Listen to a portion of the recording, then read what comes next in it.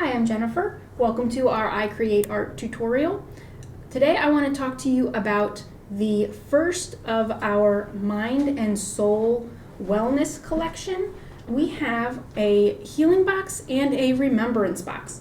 Our healing box includes some of these projects here. It is basically an exploration of color and emotion for any healing that you may need to do, whether that be the loss of a person or a pet, dealing with an illness, a divorce, whatever it may be that you feel you need some creative expression, we are here to help you with that.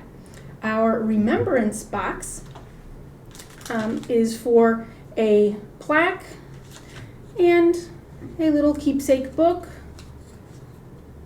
in which you can share your memories and honor someone in a very specific way with these memorials.